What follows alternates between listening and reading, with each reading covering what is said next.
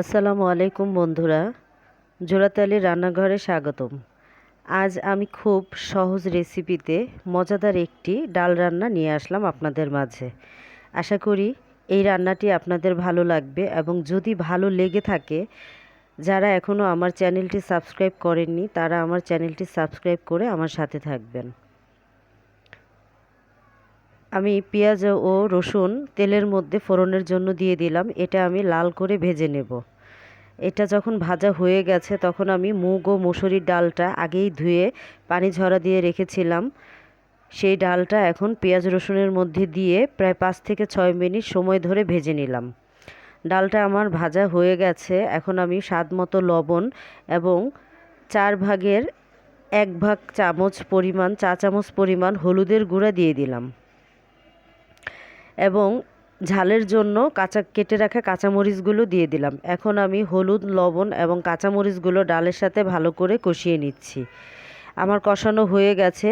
অল্প পরিমাণে পানি দিয়ে দিলাম, কারণ এটা আমি ভুনা ডাল রান্না করব। ডালটা যাতে ঘন হয় সেই পরিমাণ রান্না করার জন্য পরিমাণ মতো পানি দিলাম। বেশি পানি দিলে ডালটা খুব বেশি একটা স্বাদ লাগবে না।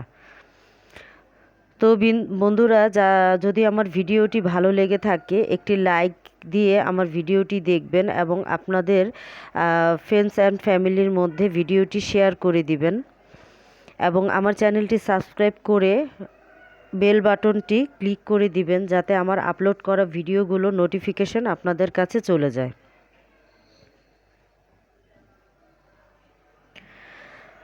ডালটা আমার প্রায় 80% রান্না হয়ে গেছে। এখন আমি বাদবাকি যে কাজটি সেটা সম্পন্ন করছি। ডালটা আমি এখন আবার দ্বিতীয়বারের মতো ফোড়ন দিব। ফোড়নের জন্য আমি ডালের চামচে আমি এখানে তেল দিয়ে দিলাম। তেলটা আমি এভাবেই গরম করে নিচ্ছি এবং তেলটা গরম হয়ে গেলে 1 চামচ পরিমাণ রাঁধুনি ফোড়ন দিয়ে দিচ্ছি। আপনারা বলবেন যে কেন চামচ দিয়ে দিচ্ছি, অন্য কোনো কড়াইতে দিচ্ছি না কেন? এটা আরেকটা সৌন্দর্য। চামচের মধ্যে করে ফোড়ন দিয়ে এই চামচটাই আমি ডালের মধ্যে নেড়ে নেব। খুব তাড়াতাড়ি এবং সহজ পদ্ধতিতে এই ডালটা এভাবে রান্না করে খেয়ে দেখবেন, আশা করি ভালো লাগবে। আমার পরিবারের সকলেই এই ডাল রান্নাটা খুব পছন্দ করে, আপনাদেরও ভালো লাগবে এটা আমার বিশ্বাস।